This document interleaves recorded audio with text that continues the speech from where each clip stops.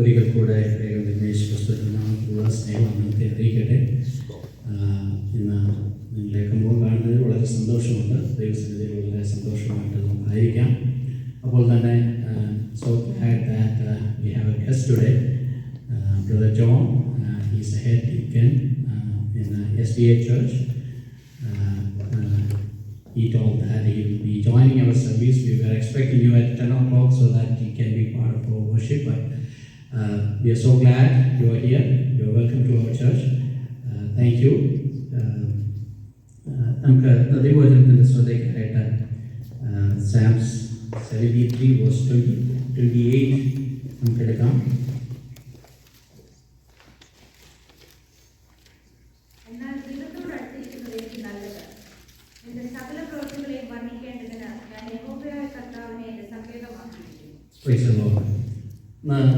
ദൈവവചനം കുഞ്ഞുങ്ങളൊക്കെ എടുത്തല്ലോ അല്ലേ? ദൈവവചനം നാം ശ്രദ്ധിക്കുമ്പോൾ ഓരോ ദിവസവും ദൈവത്തിന് നമ്മളോട് എന്ത് സംസാരിക്കാനുണ്ട് എന്നുള്ളതാണ് നാം ചിന്തിക്കുന്നത്. എന്താണ് ഒരു പ്രാക്ടിക്കൽ ആപ്ലിക്കേഷൻസ്? ഓരോ ദൈവവചനത്തിലൂടെ ദൈവത്തിന് എന്ത് നമ്മളോട് സംസാരിക്കാനുണ്ട്, എങ്ങനെ നമ്മുടെ ജീവിതം ഓരോ വചനവും മാറ്റുവാനായിട്ട് കഴിയും. അപ്പോൾ നമ്മുടെ ദൈവസന്നിധിയിലായിരിക്കുമ്പോൾ നമ്മളൊരു തുറന്ന ഹൃദയത്തോടുകൂടെ, ഒരു ഓപ്പൺനെസ്സോടുകൂടെ ഇരുന്നാൽ ദൈവം നമ്മളോട് സംസാരിക്കും. ദൈവത്തോട് അടുത്തിരിക്കുന്നത്, കം ക്ലോസ് ടു ഗോഡ്, അത് നല്ലത് എന്നാണ് ദൈവവചനം വായിക്കുന്നത്. നമുക്കറിയാം, ആദിയിൽ ഈ ആദാമും ഹവ്വായും ദൈവസന്നിധിയിലായിരുന്ന സമയത്ത് ദൈവത്തോട് ചേർന്ന് ഇവർ നടന്നുവെന്ന്, അല്ലെങ്കിൽ എല്ലാ ഈവനിങ്ങിലും അവർ ദൈവവുമായിട്ടൊരു ഫെലോഷിപ്പ് ഉണ്ടായിരുന്നു. ഇത് വളരെ ബ്യൂട്ടിഫുൾ ആയിട്ടുള്ളൊരു സ്ഥലമായിരുന്നു ആ ഫെലോഷിപ്പ്. അപ്പോൾ ദൈവത്തോട് ചേർന്നിരുന്ന ഇവരെ ദൈവത്തിൽ നിന്ന് അകറ്റിയ ഒരു കാര്യം പിശാച്. അപ്പോൾ പിശാചിൻ്റെ ഏറ്റവും വലിയ തന്ത്രം ദൈവമക്കളെ ദൈവത്തിൽ നിന്ന് അകറ്റുക. അപ്പോൾ എന്തുകൊണ്ടാണ് ദൈവത്തിൽ നിന്ന് ദൈവമക്കളെ അകറ്റുവാനായിട്ട് കഴിയുന്നത്? സിൻ. അവർ ഡിസൊബീഡിയൻസ് കാണിച്ചു. അങ്ങനെയാണ് ഇവര് അവിടെ നിന്ന്, കുഞ്ഞുങ്ങൾ ശ്രദ്ധിക്കണം, ഇവർക്കൊക്കെ സൺഡേ സ്കൂളിൽ പഠിക്കുന്ന വളരെ വളരെ ബേസിക് ആയിട്ടുള്ള കാര്യങ്ങളാണ്. എന്നാൽ നമ്മളത് ശ്രദ്ധിക്കണം. അപ്പം നമുക്കും ദൈവ സാന്നിധ്യത്തിൽ നിന്ന് അകന്നു പോകാനുള്ള കാരണം നമ്മുടെ ജീവിതത്തിൽ കൊണ്ടുവരുന്ന ചെറിയ ചെറിയ പാപങ്ങളാണ്. നമ്മുടെ സിന്നാണ് നമ്മളെ ദൈവവുമായിട്ട് സെപ്പറേറ്റ് ചെയ്യുന്ന വിഷയം. അപ്പോൾ നമ്മൾ സൺഡേ സ്കൂളിലൊക്കെ പഠിക്കും, ആദിയിൽ ആദത്തിൻ്റെ പാപത്താൽ, ഡിസൊബീഡിയൻസിനാൽ ദൈവവുമായിട്ടുള്ള ബന്ധത്തിൽ നിന്ന് അകന്നു. രണ്ടാമത്തെ പുതിയ നിയമത്തിലെ ആദാമായ യേശു ക്രിസ്തു കാൽവരി ക്രൂശിൽ നമുക്ക് വേണ്ടി മരിച്ച് ആ അകൽച്ച മാറ്റി നമ്മളെ വീണ്ടും കർത്താവിനോടുകൂടെ ഒരുമിപ്പിച്ചു. ആർക്കും അതിനകത്ത് ഒരു സംശയവുമില്ല. പക്ഷെ എങ്ങനെയാണ് നാം ദൈവത്തോട് അടുത്തിരിക്കുന്നത്? എങ്ങനെയാണ് നാം ദൈവത്തോട് അടുക്കുന്നത്? ഇങ്ങനെയുള്ള ചെറിയ ചില ഭാഗങ്ങൾ മാത്രം ഞാൻ ചിന്തിക്കുവാനായിട്ട് ആഗ്രഹിക്കുന്നു. നമ്മൾ പലപ്പോഴും ചിന്തിക്കുന്ന ഒരു കാര്യം, കർത്താവിനോട് അടുത്തിരിക്കുന്നത് നല്ലത്. പക്ഷെ ഞാനിന്ന് പലപ്പോഴും ദൈവവചനം ദൈവസന്നിധിയിൽ ഇരിക്കുമ്പോൾ, അത് ധ്യാനിക്കുമ്പോൾ, ദൈവസന്നിധിയിൽ ഇരിക്കുമ്പോൾ ഞാൻ പലപ്പോഴും ചിന്തിക്കാറുണ്ട്, കർത്താവേ, ഞാൻ പലപ്പോഴും എൻ്റെതായ തിരക്കുകളിലൊക്കെ ഇങ്ങനെ ഓടിപ്പോകുമ്പോൾ പലപ്പോഴും ദൈവത്തുമായിട്ടുള്ള ആ ക്ലോസ്നെസ്സിൽ നിന്ന് നാം പലപ്പോഴും മാറിപ്പോകുക. നാം പലതിനകത്ത് തിരക്കായി പോവുക. ഹല്ലേലൂയ. പാപമൊന്നും അല്ല എന്ന് നമുക്ക് തോന്നിയാലും ചിലപ്പോഴൊക്കെ ദൈവസന്നിധിയിൽ ചെന്നിരിക്കുമ്പോൾ നമുക്ക് തോന്നാറുണ്ട്, നാം പലതും ചിന്തിച്ച് കൂട്ടി, ഈവൻ ഇവിടെ ഇരിക്കുമ്പോൾ പോലും നമ്മുടെ മൈൻഡ് വേറെ പലതും നോക്കി. കാര്യം നാം ദൈവസന്നിധിയിൽ നിന്ന് അകന്നു പോകുകയാണ്. ഹല്ലേലൂയ. ഇപ്പോൾ യോഹന്നാന്റെ സുവിശേഷം 1-ാം അധ്യായം 12-ാം വാക്യം, കർത്താവ് കാൽവരി ക്രൂശിൽ നമുക്ക് വേണ്ടിയിട്ട് മരിച്ചു, അതിനുശേഷം he gave the right to become the children of God. Hallelujah. അവിടെ ശ്രദ്ധിക്കുക, ദൈവം നമുക്ക് ഒരു അവകാശം തന്നു, to become a children of God. Hallelujah. യോഹന്നാന്റെ സുവിശേഷം അതിൻ്റെ 1-ാം അധ്യായത്തിൻ്റെ 11-12 ഒന്ന് വായിക്കാം. അവൻ സ്വന്തത്തിലേക്ക് വന്നു, സ്വന്തമായവരോ അവനെ കൈക്കൊണ്ടില്ല. അവനെ കൈക്കൊണ്ട് അവന്റെ നാമത്തിൽ വിശ്വസിക്കുന്ന ഏവർക്കും ദൈവമക്കളാകുവാൻ അവൻ അധികാരം കൊടുത്തു. അവിടെ ശ്രദ്ധിക്കേണ്ട ഒരു കാര്യം കണ്ടോ, few would welcome them, few would welcome and receive him. Hallelujah. But only few people will come to his presence. The few people will value his presence. Majority എന്താ ചെയ്യുന്നത്? ജ്യൂസ് മെജോറിറ്റി എന്താ ചെയ്യുന്നത്? അവരൊക്കെ വലിയ വലിയ കാര്യങ്ങളൊക്കെ പറയും, പക്ഷെ ദൈവത്തിൽ അകന്നാണ് അവർ ജീവിക്കുന്നത്. അവിടെ പറയുന്നു, നിങ്ങൾ ദൈവമക്കളാകുവാനുള്ള അവകാശം തന്നിട്ടുണ്ടെങ്കിൽ അപ്പൊ നമ്മൾ ദൈവമക്കളാകണം, അല്ലെ? പലപ്പോഴും പലരും ലോകത്തിൽ പറയുന്നുണ്ട്, നമ്മൾ ജനിച്ചപ്പോൾ തന്നെ ദൈവമക്കളായി. അതിന് ദൈവത്തിന്റെ മക്കളാണല്ലോ നമ്മൾ. കഴിഞ്ഞ ദിവസം ഒരു ബ്രദറിനോട് സംസാരിച്ച സമയത്ത് പുള്ളി വിശ്വാസത്തിലൊക്കെ കുറെ നാള് ഇങ്ങനെയുള്ള ആരാധനയിലൊക്കെ വന്നിട്ടുള്ള പുള്ളി പോയി പറഞ്ഞത്, ഞാനും എൻ്റെ ഭാര്യയും ഞങ്ങൾ രണ്ടുപേരും രക്ഷിക്കപ്പെട്ടവരാണ്, അല്ലെങ്കിൽ ഞങ്ങൾ രണ്ടുപേരും ദൈവവചനമൊക്കെ അനുസരിച്ച് ജീവിക്കുന്നതാണ്. അപ്പൊ ഞങ്ങൾക്കുണ്ടാകുന്ന കുഞ്ഞ് അവൻ എന്തിനാ രക്ഷിക്കപ്പെടേണ്ട ആവശ്യം? അവനെന്തിനാ സ്നാനപ്പെടേണ്ട ആവശ്യം? അവനെ എന്തുകൊണ്ട് ചെറിയ പ്രായത്തിൽ സ്നാനപ്പെടുത്തിക്കൂടാ? ഇവിടെ പറയാണ്, നിങ്ങൾ ദൈവമക്കളാകണം. ആയെന്നല്ല, നിങ്ങൾ ദൈവമക്കളാകാനുള്ള അധികാരം, അവകാശം കൊടുത്തു. അപ്പൊ എന്താണ് നാം? യോഹന്നാന്റെ സുവിശേഷം 8-ാം അധ്യായത്തിന്റെ 4-ാം വാക്യത്തില് ആദാമിന്റെ സന്തതിയെ കുറിച്ച് പറയുന്ന ജോൺ ചാപ്റ്റർ 8:44, നിങ്ങൾ പിശാച് എന്ന പിതാവിന്റെ മക്കൾ നിങ്ങളുടെ പിതാവിന്റെ മോഹങ്ങളെ ചെയ്യുവാനും ഇച്ഛിക്കുന്നു. അവൻ ആദ്യം മുതൽ കൊലപാതകനായിരുന്നു. അവനിൽ സത്യമില്ലായതുകൊണ്ട് സത്യത്തിൽ നിൽക്കുന്നതുമില്ല. അവൻ ഭോഷ്ക് പറയുമ്പോൾ സ്വന്തത്തിൽ നിന്ന് എടുത്തു പറയുന്നു. അവൻ ഭോഷ്ക് പറയുന്നവനും അതിന്റെ അപ്പനുമാകുന്നു. ഇവൻ സ്വന്തത്തിൽ നിന്ന് എടുത്തു പറയുന്ന പുള്ളി, ഭോഷ്കിന്റെ അപ്പനാണ് ഇദ്ദേഹം. ഇവനെ കുറിച്ചാണ് അവിടെ പറയുന്നത്. നിങ്ങൾ ആരാണ്? നിങ്ങൾ പ്രകൃതിയാൽ, നിങ്ങൾ ഇൻ ജനറൽ, നിങ്ങൾ ദൈവമക്കളായില്ലെങ്കിൽ ആരാണ്? പിശാചിന്റെ മക്കൾ. ഹല്ലേലൂയ. ഒരു പാസ്റ്ററിന്റെയും മക്കളായിട്ട് ജനിച്ചെന്ന് ചൊല്ലി അവർക്ക് ദൈവമക്കളായി ഉള്ള പ്രിവിലേജ് കിട്ടത്തില്ല. ഒരുപക്ഷെ നമുക്ക് ലഭിച്ച ദർശനത്തിന് ഈ കുഞ്ഞുങ്ങൾക്ക് പറഞ്ഞു കൊടുക്കാനായിട്ട് പറ്റും. അവർക്ക് അതിനവർക്കുള്ള എന്താ പറയുന്നത് ഫെസിലിറ്റീസ് ഒക്കെ നമുക്ക് അവരെ ഫെസിലിറ്റേറ്റ് ചെയ്യാനായിട്ട് നമുക്ക് പറ്റും. പക്ഷെ അവരെ നമുക്ക് ദൈവമക്കളാക്കാനായിട്ട് പറ്റത്തില്ല. അത് അവരായെങ്കിലും പറ്റും. നമുക്ക് സാഹചര്യങ്ങളെ ക്രിയേറ്റ് ചെയ്ത് കൊടുക്കാനായിട്ട് പറ്റും. ഏറ്റവും വലിയൊരു ചലഞ്ച് അതാണ്. ഞാനിന്ന് പോകുന്നത് ഒരു റിയൽ ചലഞ്ചിലേക്കാണ്. ഇന്ന് നമ്മളെ ദൈവത്തിൽ നിന്ന് അകറ്റിക്കളയുന്ന ശത്രു, അവനാണ് നമ്മുടെ ശത്രു. ഹല്ലേലൂയ. നമ്മൾ വേറെ പലരുമാണ് നമ്മുടെ ശത്രുക്കൾ എന്ന് ചിന്തിക്കുമ്പോഴാണ് പിശാചിന് ഇതിനകത്ത് ജയിക്കുവാനായിട്ട് കഴിയുന്നത്. അപ്പൊ നമ്മൾ പ്രകൃതിയാൽ ആരാണ്?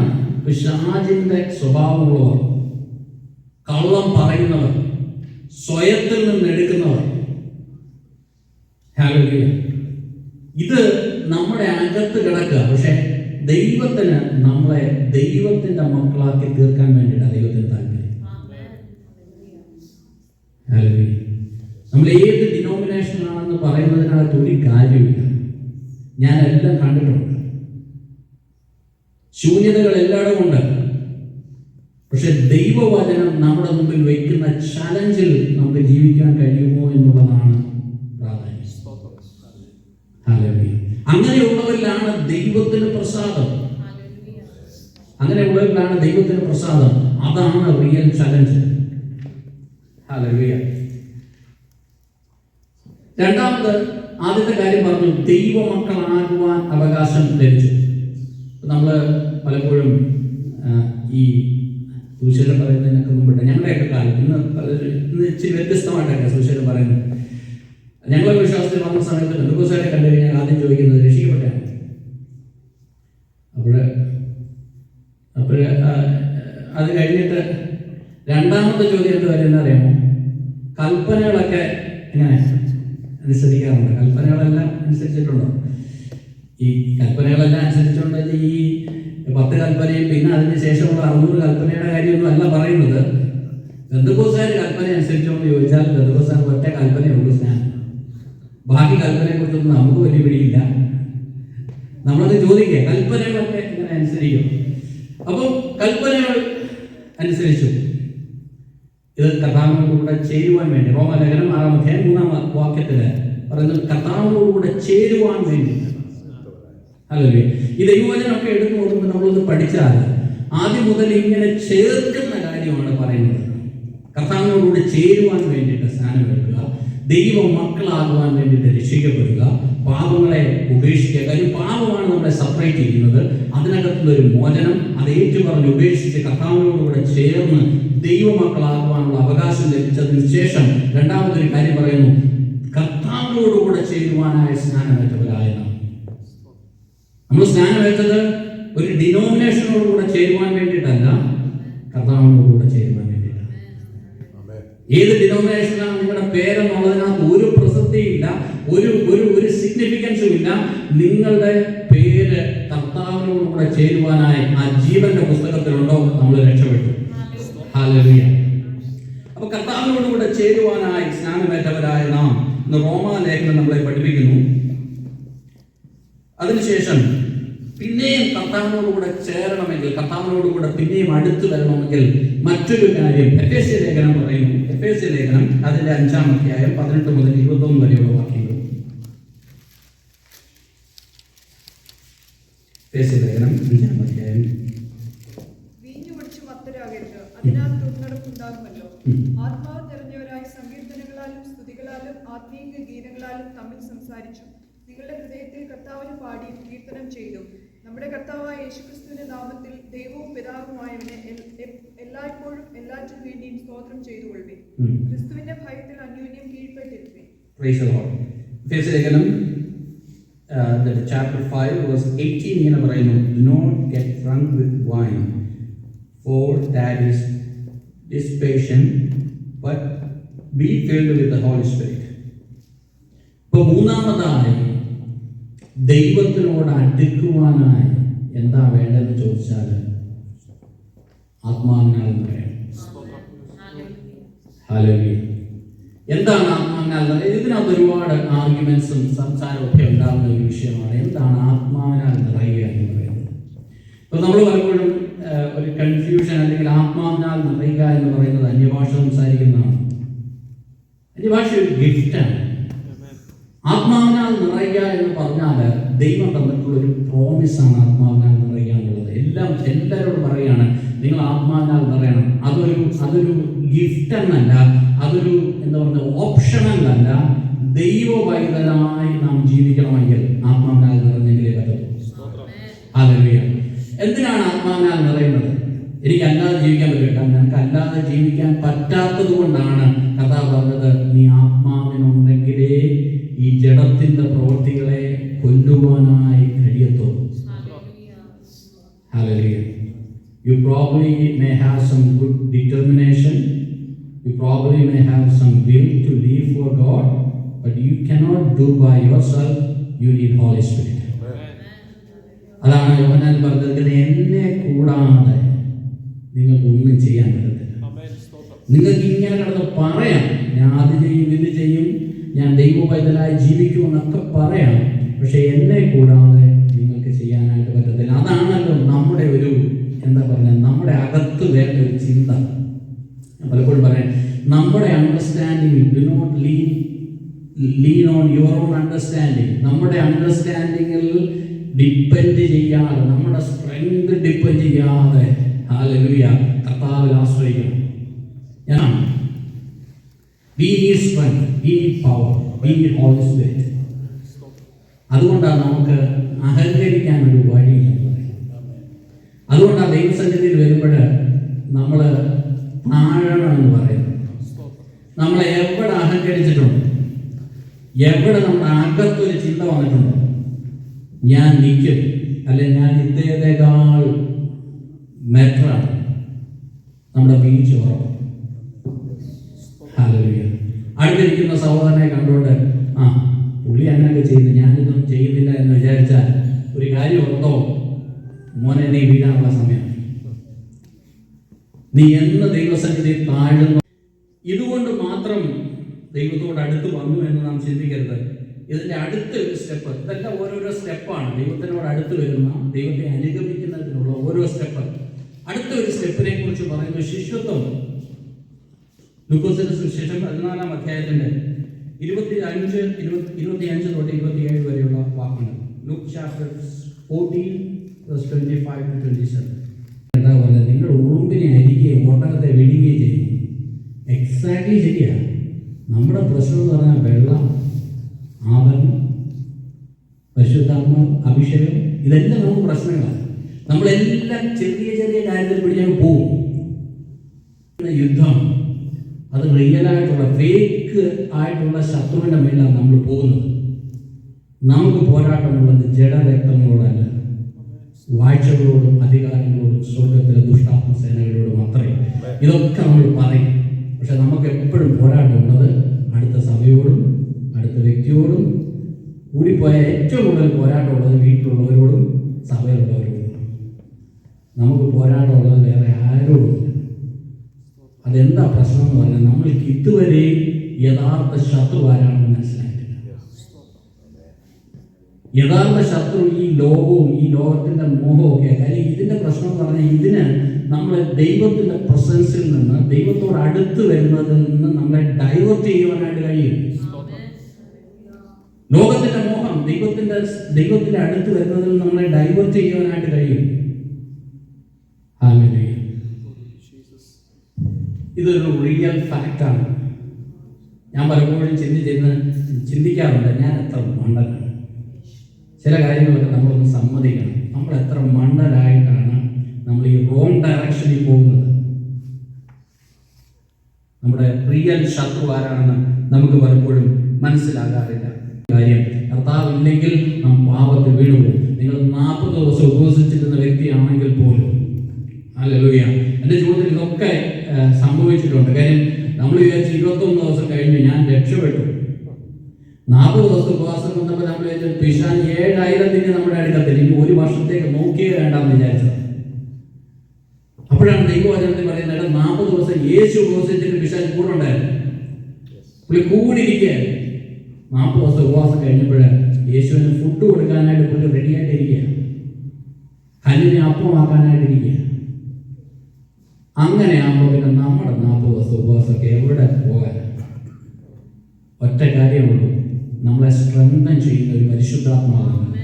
അവൻ ആശ്രയിക്കാനുള്ളത്. കർത്താവ് എന്നെ കൊണ്ട് പറ്റത്തില്ല, അതുകൊണ്ട് പരിശുദ്ധാത്മാവിനെ വേണം.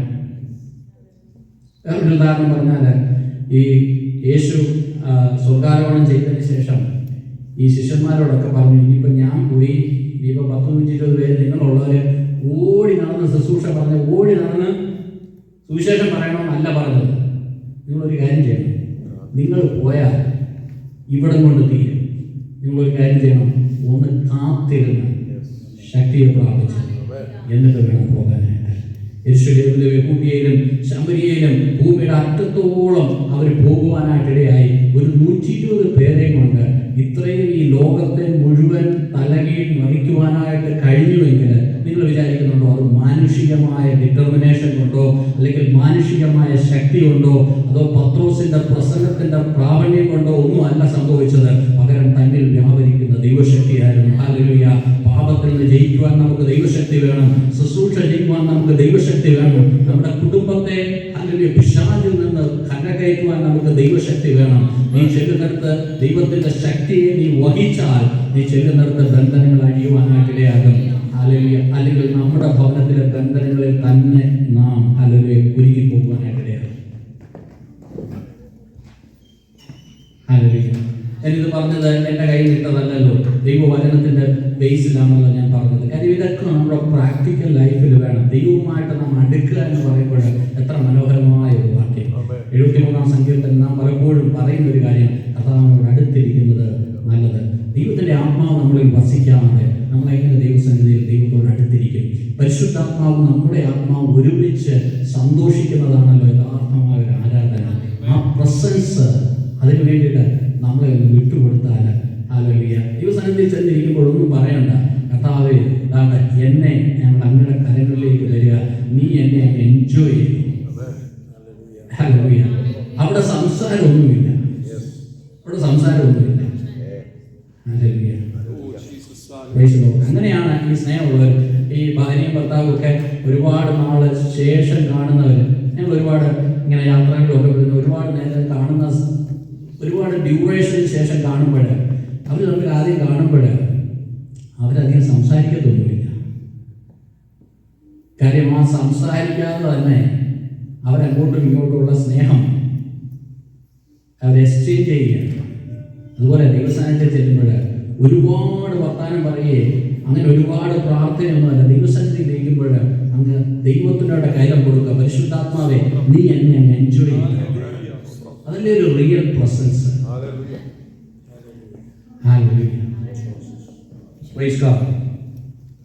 ദൈവസന്നിധിയിൽ പരിശുദ്ധാത്മാവിനാൽ നിറയുക. കർത്താവിനോട് അടുത്തിരിക്കണമെങ്കിൽ നമ്മുടെ ജീവിതത്തിൽ പരിശുദ്ധാത്മാവിനാൽ നിറഞ്ഞെങ്കിൽ മാത്രമേ നമുക്ക് കഴിയത്തുള്ളൂ. അതിൻ്റെ 17-ാമത്തെ വാക്യത്തിൽ ഇങ്ങനെയാണല്ലോ എഴുതിയിരിക്കുന്നത്, do not be foolish but understand what the will of the Lord is. ദൈവത്തിൻ്റെ വില്ല് മനസ്സിലാക്കുക. കുറച്ചുകൂടെ പറഞ്ഞാൽ ദൈവത്തിൻ്റെ ഹൃദയം മനസ്സിലാക്കുക. Know his heart. അത് ഈ പിതാവുമായിട്ട് ഏറ്റവും അടുത്ത് ഉള്ള മക്കൾക്ക് മാത്രമേ ദൈവത്തിന് ഈ പിതാവിൻ്റെ ഹൃദയം മനസ്സിലാവൂ. ഒരു പിതാവ്, ഞാനൊരു പിതാവാണല്ലോ, ഒരു പിതാവിന് തൻ്റെ മകന് തൻ്റെ ഹൃദയത്തിനകത്തുള്ള കാര്യം, തൻ്റെ ആ ഹൃദയം അറിയാമെന്ന് പറയുന്നതിൽ കൂടുതൽ ഒരു കംഫർട്ട്. നമ്മുടെ പിള്ളേരോട് എഴുതി വായിച്ച് പറഞ്ഞു കൊടുത്താലേ അവർക്ക് മനസ്സിലാകാത്തത് കേൾക്കുമ്പോഴാണ് നമുക്ക് വിഷമം. എന്നാൽ പിതാവിൻ്റെ ഹൃദയം അറിഞ്ഞ് ചെയ്യുന്നൊരു മകൻ.